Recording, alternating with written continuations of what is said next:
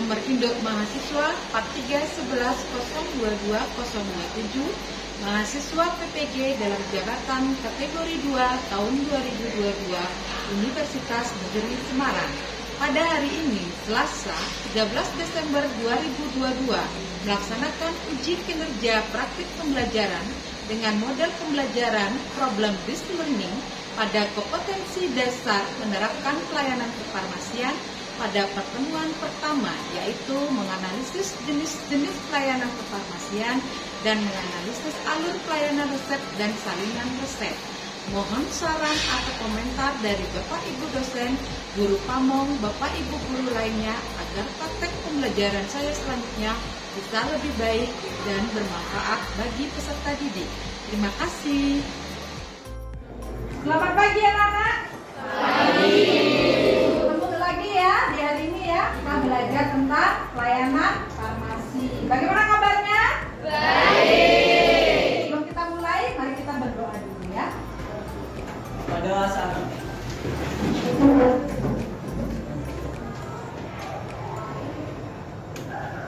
Panajali.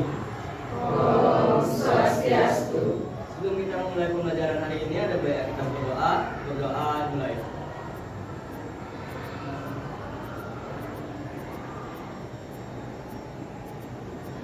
Berdoa selesai. Silakan duduk anak-anak ya, cari tempat duduk yang nyaman sebelum kita mulai pembelajarannya. Ya. Nah, sebelum mulai Bu absen dulu ya. Ada yang tidak hadir anak-anak? Ada semua ya. Bu absen dulu ya. Ratnya Paramita. Ada. Ya. Ari Ginanti. Ya. Sri Chandramuki. Bagasya. Ya. Sri Santika Dewi. Ya. Oke. Kemudian terakhir Sophia. Hadir. Ya. Oke, ada semua ya.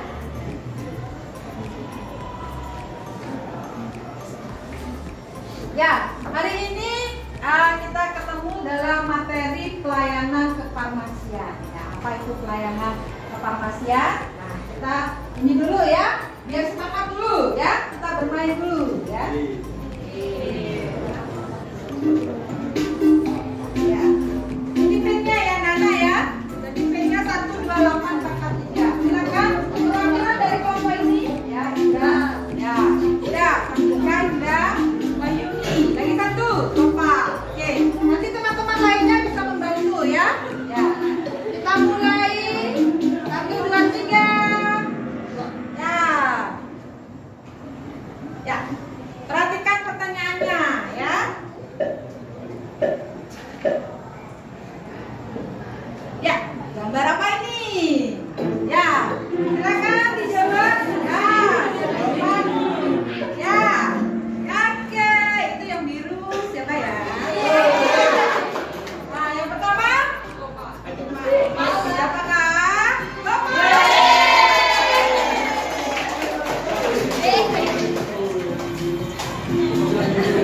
Gimana anak menyenangkan? Ya, nah sudah senang nih ya, sudah semangat kita, jadi kita bisa ke materi ya.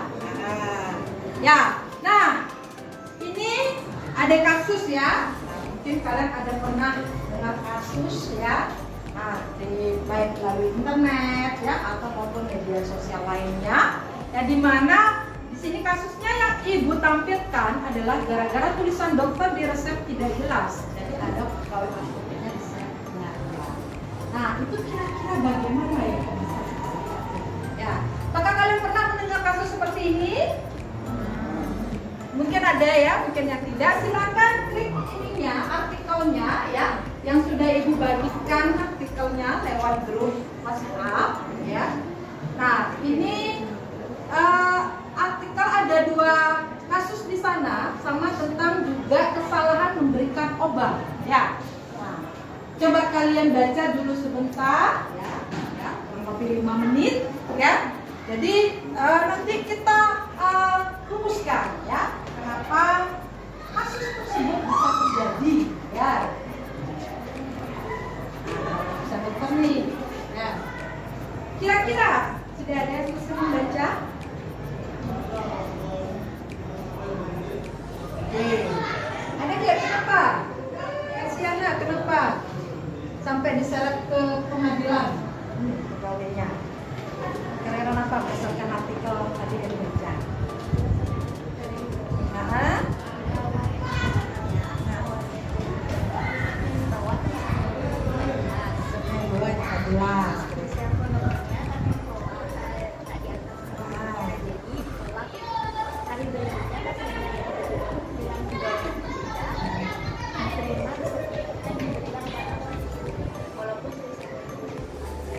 Ya, oke, itu ya dari hasil membaca Siana ya. Jadi kenapa sampai pegawai apotek itu terseret ke ranah hukum? Karena awalnya ya apotek, salah satu tenaga farmasian di apotek tersebut dia anak-anak menerima resep, tapi pegawai tersebut sudah menelpon ke dokternya tapi tidak dijawab, jadi tidak dilayani. Tapi kemudian beberapa saatnya balik lagi pasiennya ya dengan pegawai yang berbeda. Nah, pegawai tersebut dengan pendapatnya dia, pemikirannya dia, tanpa mengkonfirmasi ke dokter, dia memberikan obat dan ternyata obatnya salah ya. Obat apa diberikan? Obat penaril ya. Ini salah sehingga mengakibatkan fatal pada pasiennya. Nah, pasiennya mati kemudiannya ya. Jadi ini kalian bisa membaca kasus-kasus ini banyak sekali ya, ada di yang terjadi ya. Nah, tujuan pembelajaran kita hari ini ya, nah artinya anak-anak tahu apa itu jenis-jenis pelayanan kefarmasian ya. Nah, ketika nanti anak-anak bekerja ya, kalian bekerja di mana? Di apotek ya, sebagai asisten tenaga kefarmasian. Harus tahu ya jenis-jenis pelayanan kefarmasian itu apa saja. Ada yang sudah tahu nggak? Dia sudah pernah dengar apa jenis pelayanan kefarmasian yang di apotek? Ada apa aja kakak? Ada pelayanan ya, pelayanan resep. Selain pelayanan resep, pelayanan apa lagi? Non resep ya. Nah, itu merupakan salah satu dari pelayanan klinik ya. Di pelayanan klinik itu banyak. Nah, tetapi di ranah ATK itu kita pelajari hari ini adalah pelayanan resep, salinan resep dan non resep ya. Kemudian ada lagi pengelolaan perbekalan farmasi. Contohnya apa aja perbekalannya? Ada apa? Ada obat. Kemudian ada alat kesehatan. Ya. Nanti di sana ada nanti materi selanjutnya yang kita bahas. Ya. Selain itu, nah untuk itu kalian harus tahu ya. Nah, bagaimana sih alur pelayanan resep yang benar ya? Bagaimanakah alur pelayanan salinan resep yang benar? Sehingga nanti ketika kalian melayani resep maupun salinan resep itu sudah benar ya. Nah, sesuai dengan nanti peraturan atau SOP yang ada di apotek ya. Nah, selain resep dan salinan resep, itu kalian juga harus tahu juga alur bagaimana pelayanan obat tanpa resep atau obat non resep ya. Nah, obat non resep itu contohnya obat golongan apa anak-anak yang bisa? Obat bebas. Ya, bukan obat bebas, obat apa anak-anak? Bebas. Ya, alkes, jamu juga bisa ya. Nah, kalau psikotropika dan narkotika itu tidak bisa ya, harus dengan resep. Nah, khusus pertemuan hari ini ya, kita akan mempelajari tentang alur pelayanan resep dan salinan resep. Ya, sudah paham anak-anak? Sudah belajar hari ini? Ya, kita bisa lanjut. Nah, dari pembelajaran hari ini nanti ada penilaiannya anak-anak. Ya, penilaian pengetahuannya yaitu dari post-test nanti ya. Terakhir kita adakan post-test. Kemudian pengetahuannya untuk pertemuan hari ini khusus untuk nilai presentasi. Nah, untuk pertemuan selanjutnya itu itu ada bermain peran ya, membuat video ya. Nah kemudian sikapnya itu penilaiannya ada disiplin, kerjasama, tanggung jawab, dan ketelitian. Nah itu ibu nilai ya. Nah ketika nanti KKM pembelajaran hari ini yaitu 70. Nah ketika anak-anak nanti mendapatkan nilai di bawah kurang 70, nanti ibu mengadakan remedial ya. Remedial dengan pembelajaran ulang bagi materi yang belum dipahami ya, dengan menggunakan tutor sebaya. Nah tutor sebaya itu ya dengan temannya yang sudah bisa, lebih bisa, nanti memberikan pemahaman kepada temannya yang belum paham ya. Oke. Nah kemudian, nah ini peta konsepnya. Jadi pelayanan kefarmasian itu menurut peraturan Menteri Kesehatan tentang standar pelayanan kefarmasian di apotek nomor 73 itu ada pelayanan farmasi klinik dan pengelolaan perkembangan farmasi. Nah, kemudian materi kita pelayanan resep dan salinan resep untuk pertemuan hari ini, pertemuan selanjutnya pelayanan resep, dan pertemuan selanjutnya lagi adalah pengelolaan perkembangan farmasi. Ya, oke. Nah, mari kita ibu kasih artikel lagi anak-anak. Silakan diklik lagi artikelnya. Nah, di mana artikelnya ada. Nah, tadi kan ada kesalahan tadi kasusnya ya. Nah, kesalahan ada dari tenaga kefarmasian di apotek ya, kesalahan menyerahkan obat. Nah, itu sekarang artikelnya bagaimana cara mengurangi kesalahan dispensing apotek. Ya, bagaimana agar kasus yang tadi tidak terjadi. Silakan dibaca dulu ya. Silakan dibaca dulu ya. Itu apa saja sih cara-cara untuk mengurangi kesalahan dispensing pada apotek ya. Ini sangat penting sekali bagi kalian ya, karena nanti kalian sebagai asisten tenaga kefarmasian yang bekerja di apotek itu harus benar-benar ya mentaati peraturan dan SOP yang ada sehingga tidak terjadi kesalahan pemberian obat ya.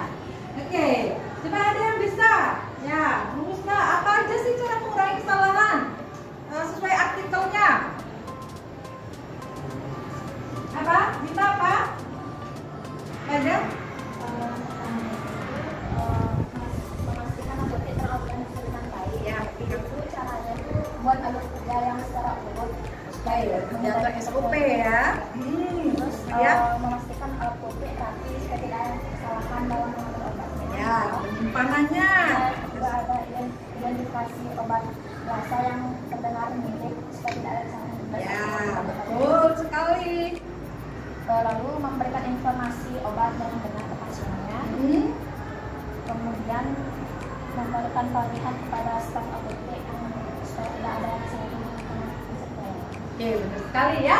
Apa yang tadi dikatakan oleh Mita. Jadi apotek harus mempunyai SOP anak-anak ya, harus terorganisir dengan baik. Kemudian tata penyimpanannya, obat-obatnya itu juga harus sesuai. Jangan sampai nanti golongan obat keras di golongan obat bebas ya. Nanti sediaan tablet disirup jadi satu. Nah itu ada penyimpanan sesuai golongan, apakah sesuai dengan khasiatnya ya. Nah, sehingga dalam pengambilan itu tidak salah. Begitu juga ada yang lasta ya, jadi dia namanya sama, mirip, bunyinya mirip. Nah itu harus diberi stiker ya. Nah agar tidak terjadi kesalahan dalam pengambil ya. Nah oke, nah kita lanjut ya. Nah dimana kita tahu bahwa dalam kita bekerja di apotek ya, itu baik apoteker atau tenaga kefarmasian ya, asisten tenaga kefarmasian juga, itu ada peraturannya, yaitu peraturan Menteri Kesehatan ya, ini nomor 73 tahun 2016 tentang standar pelayanan kefarmasian di apotek ya. Jadi kalian nanti bisa baca, nah silakan klik nanti ya PDF ini, nah nanti kalian download dan bisa baca di sana ya. Nah kemudian nanti setelah kalian baca, kalian diskusikan nanti ya. Nah kemudian apa saja sih jenis-jenis pelayanan farmasian di apotek ya. Kemudian bagaimana alur pelayanan resep dan salinan resep di apotek ya. nanti kalian diskusikan ya, diskusikan kelompok. Nah, nanti ibu bagi menjadi 7 kelompok ya. Setiap kelompok ada 4 sampai 5 orang ya. Nah, kemudian nanti kalian baca dari bahan ajar yang ibu sudah bagikan di Google Classroom ya, atau buku pelayanan kefarmasiannya, atau melalui internet boleh ya. Tetapi boleh patokannya dari bahan ajar ibu ya. Nah, kemudian nanti ibu akan bagikan LKPD anak-anak ya. LKPD ini ya, ibu bagikan. Nah, di sana ada kasus ya. Jadi di LKPD itu ada nanti perumusan artikel ya. Nah, ibu ambilkan dulu LKPD-nya. Ya. Nah, ini di sini anak-anak ini diisi identitas kelompoknya. Kemudian ini ada capaian pembelajarannya, kalian bisa baca, dan petunjuk belajarnya ya. Ini ya kasus yang tadi kalian rumuskan ya permasalahannya dan dijawab sesuai dengan kasus dan artikelnya. Nah, kemudian kalian jawab apa saja di pelayanannya ya. Nanti ibu akan putarkan video agar lebih memahami ya. Nah, nanti ada 7 kelompok, ada LK1 dan LK2 ya. 1 dan LK2. Nanti di sini ada resep atau ada salinan resep. Jadi ada 3 kelompok, ada kemudian sisanya itu mendapatkan dari resep, ada yang salinan resep yang kalian bahas ya, kasusnya apa yang diminta pasiennya ya. Kemudian prosedurnya bagaimana, etiket, pemilihan etiketnya ya. Nah, kemudian salinan resep, apakah perlu salinan resep lagi ya. Nah, ini sama sampai ke kelompok 7 ya anak ya. Ke kelompok 7. Nanti terakhir adalah kalian ini ya, mempresentasikan ya. Presentasikan. Oke ya. Nah. Ya. Nah, itu tentang nanti kalian mengerjakan LKPD. Nah, untuk itu kita nonton video dulu ya. Ya. Tinggal ini diklik. Ya, nanti masuk ke videonya. Ya. Ya.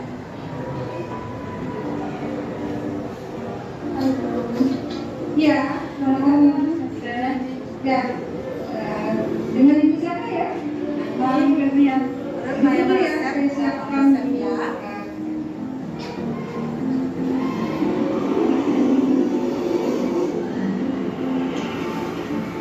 Ibu Febri, mengenal obatnya dapat 1 jenis, sekarang ada 2 ya.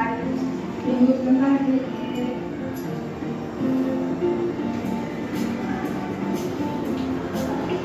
Ibu Febri, ini obatnya ya dapat sepan ya 4 miligram.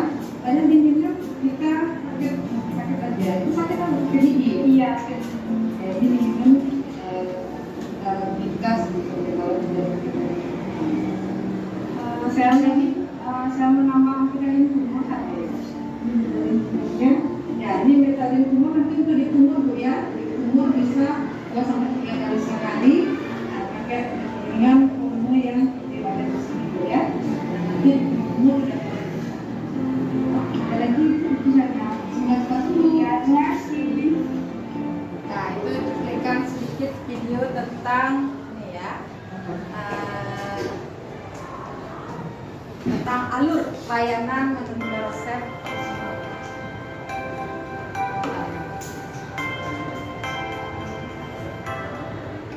Kenalkan nama. Nah, sekarang kita bagi kelompok ya anak-anak ya. Nah, setelah tadi ibu paparkan, silakan cari kelompoknya ya. Ya, ada 4 ke 5 orang. Silakan. Kelompok 1 di mana? Ya, di sini ya. Silakan dulu.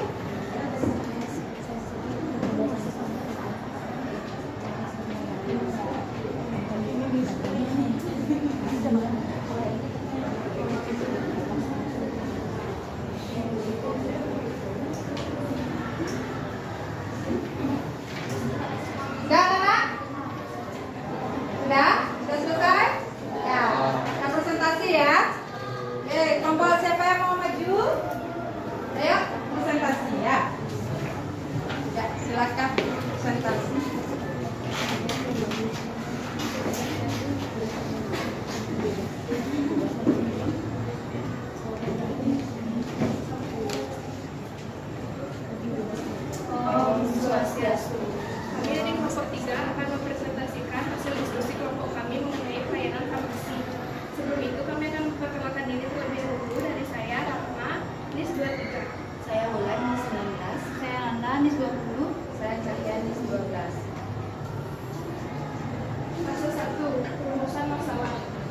pertama risiko permasalahan kesehatan, dan bagi tenaga kefarmasian, kesalahan peracikan dapat menjadi indikator kinerja profesional yang buruk, bahkan dapat menyebabkan kasus kriminalisasi.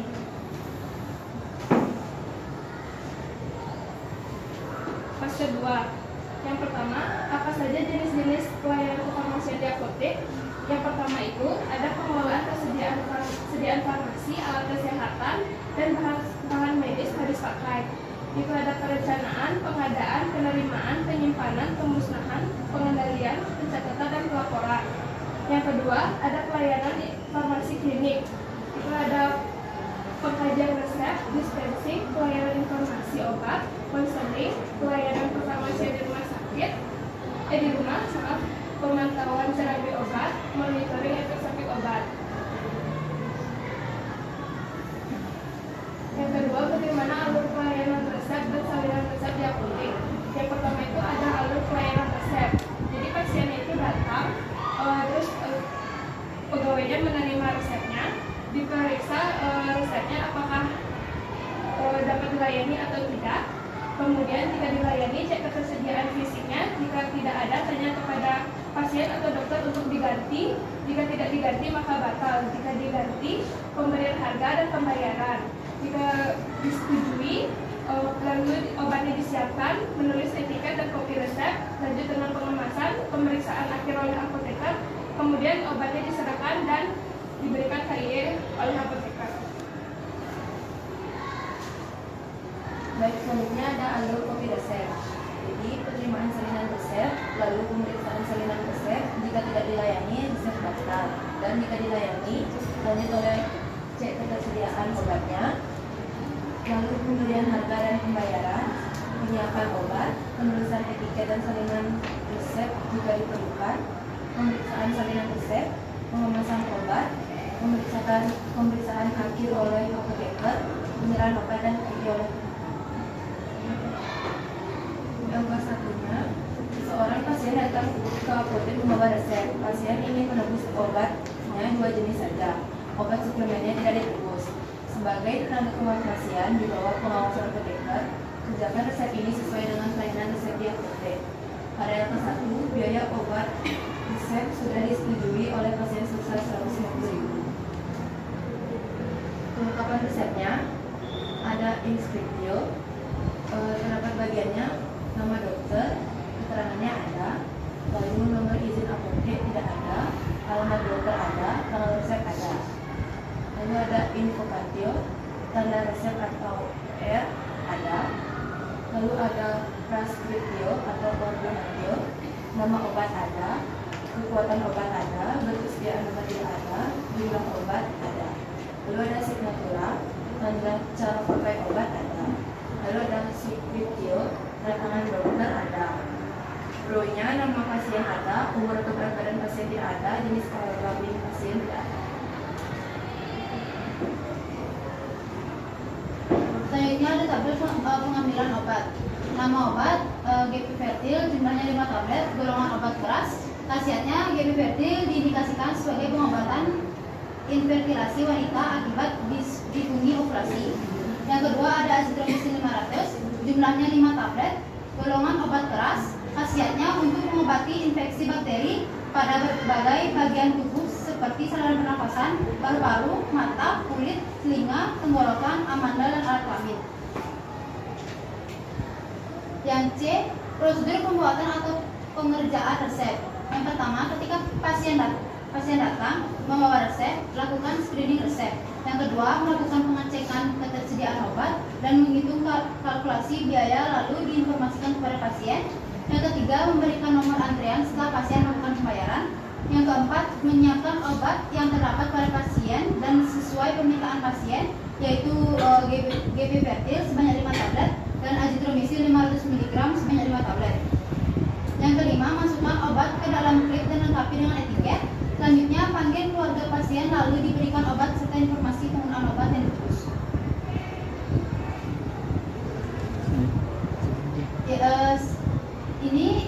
Yang selanjutnya ada etiket Gepifertil, diminum 1 kali sehari 1 tablet, dan azitromisin 500 mg diminum 1 kali 1 tablet dihabiskan.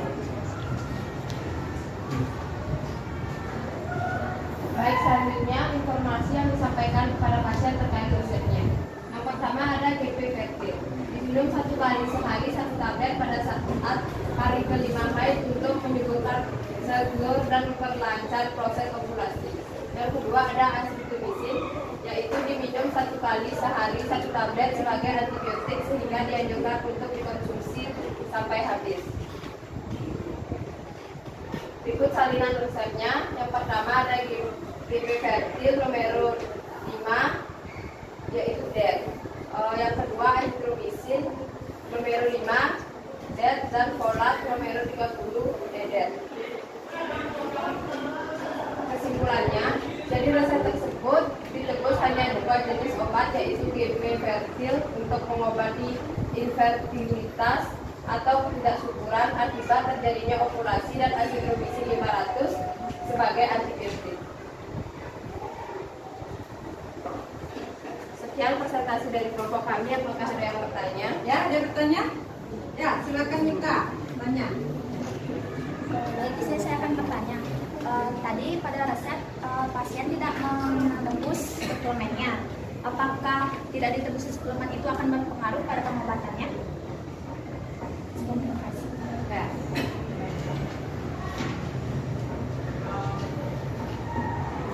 Akan dijawab? Saya akan menjawab pertanyaan dari Mika. Jika masih punya suplemen atau sisa folak di rumah, boleh itu dilanjutkan diminum. Jika tidak, sebaiknya ditebus karena folak termasuk suplemen kesehatan yang wajib diminum untuk ibu hamil. Ya, itu ya. Jadi tadi pasiennya itu hanya menebus 2 ya, karena yang GP Fertil untuk infertilitas, 2 azithromycin antibiotiknya, kemudian 1 ada suplemen.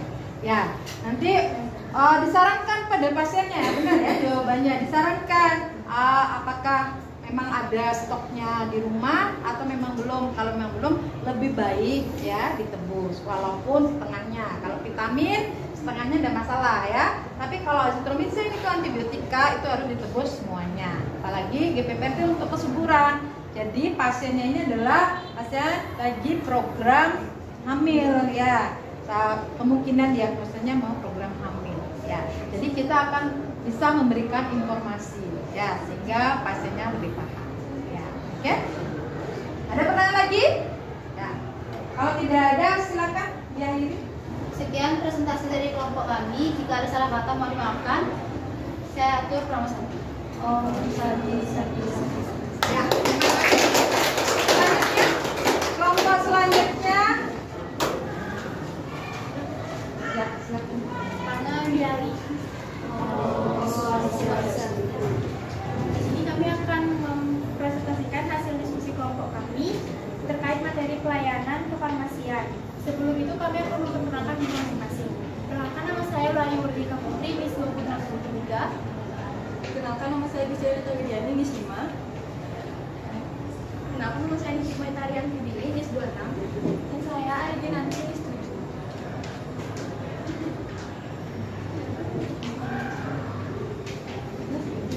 Jadi di sini kami akan memulai presentasi kami. Yang pertama, di fase 1 ada rumusan masalah. Rumusan masalahnya bagaimana alur pelayanan resep dan salinan resep yang baik dan benar agar terhindar dari kesalahan dispensi. Lalu selanjutnya ada fase 2, jenis-jenis pelayanan kefarmasian di apotek. Yang pertama ada pengelolaan sediaan farmasi, alat kesehatan, bahan medis habis pakai, dan pelayanan farmasi klinik.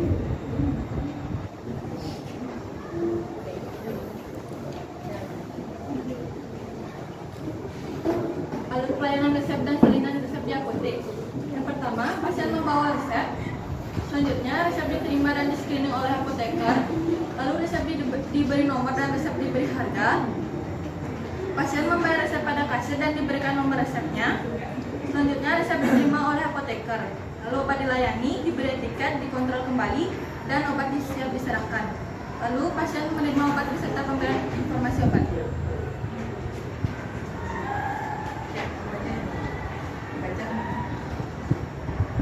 Selanjutnya ada fase 3.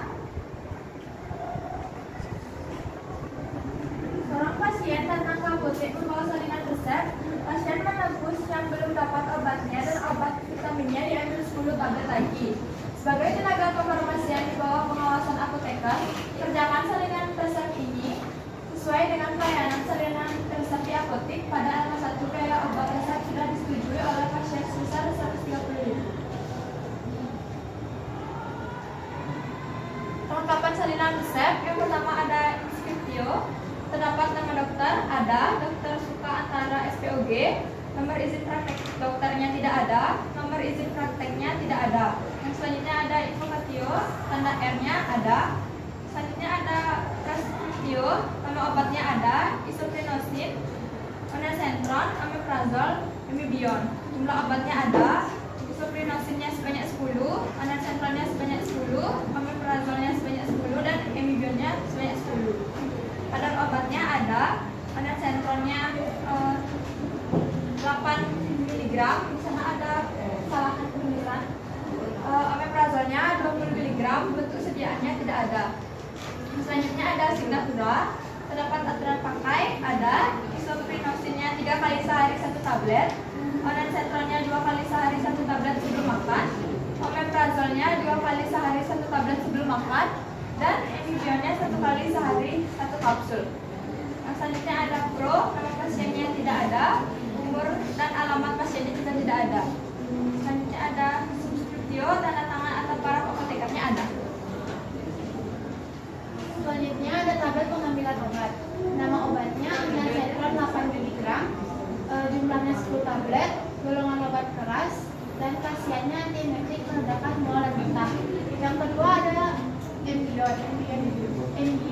jumlahnya 10 tablet, golongan obat bebas, dan khasiatnya suplementasi untuk memperhatikan saluran produksi sel darah merah.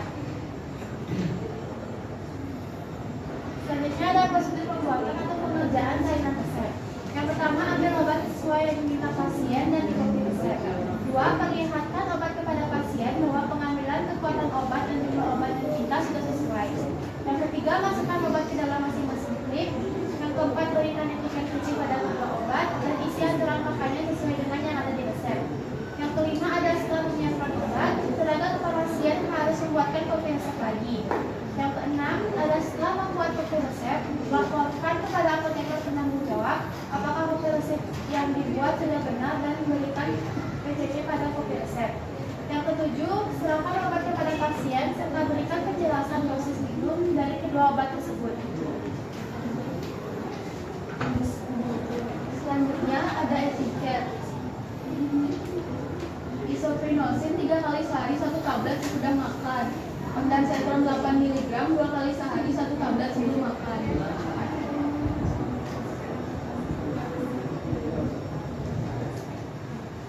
Selanjutnya omeprazol 20 mg 2 kali sehari 1 kapsul sebelum makan. Dan amibion 1 kali sehari 1 tablet sesudah makan. Berikut adalah salinan resepnya.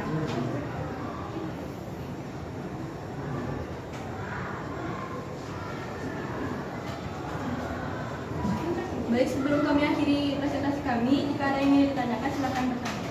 Ya, ada yang bertanya anak-anak? Ya, silakan. Elsiana, tanya. Ya. Saya Melsiana di sebelah 2 ingin bertanya, pada salinan resep yang dibawa oleh pasien itu isoprenosin itu sudah terdapat tablet, apakah boleh ditebus lagi? Ya, silakan. Ya, dijawab. Baik, saya akan menjawab pertanyaan Melsiana. Obat tersebut itu kan sebenarnya antivirus. Jadi untuk penebusan kembali sebaiknya konsultasikan kepada dokter. Nanti isoprenosin itu bukan antivirus yang sudah diambil. Nah, kalau pasiennya mau menebus kembali, jadi kalian bisa memberikan informasi seperti yang dijawab dari Werdi ya, bahwa dikonsultasikan kembali dulu kepada dokternya. Nah, kalian hanya bisa memberikan obat yang belum diambil sebelumnya. Ya, oke. Ada yang mau bertanya lagi anak-anak? Ada? Sudah paham? Sudah. Ya, silakan di. Ayo kita presentasi kami dengan para pesan.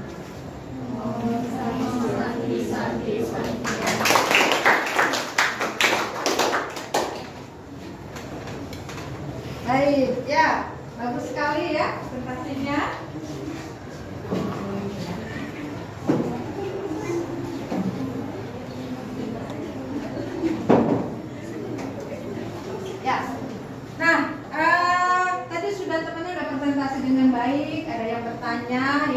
Nah, sekarang Ibu simpulkan apa saja yang kita pelajari hari ini anak-anak? Ya, apa? Tentang layanan resep. Kemudian layanan resep. Ya, awalnya ada apa anak-anak? Jenis-jenis apa? Jenis-jenis pelayanan. Ya, itu salah satunya. Selain layanan resep, salinan resep, apa ada lagi jenis-jenis layanan pasiennya? Ada pengelolaan alat farmasi. Oke ya. Nah, tadi sudah ada yang presentasi, kemudian ada bertanya. Ibu kasih penghargaan, tepuk tangan dulu ya. Ya, untuk kalian Ibu tahu kalian lebih memahami, mari kita post test dulu. Silakan kembali ke tempat duduknya. Buka ya. Buka Google-nya. Google-nya dibuka.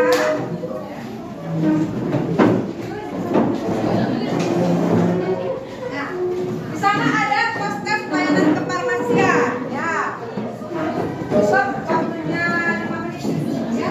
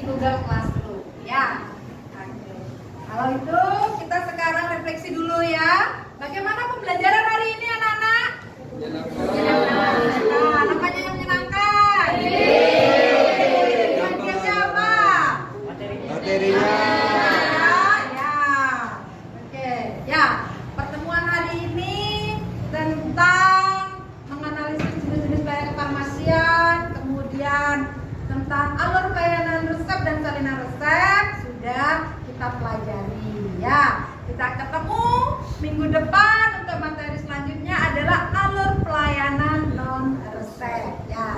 Nah, anak-anak, walaupun pandemi sudah menurun, anak-anak tetap jaga kesehatan ya. Bila perlu minum vitamin ya, jaga kebersihan. Nanti kalau pulang harus hati-hati. Semoga selamat sampai tujuan dan sehat selalu. Ya, sebelum Ibu akhiri, ada yang bertanya?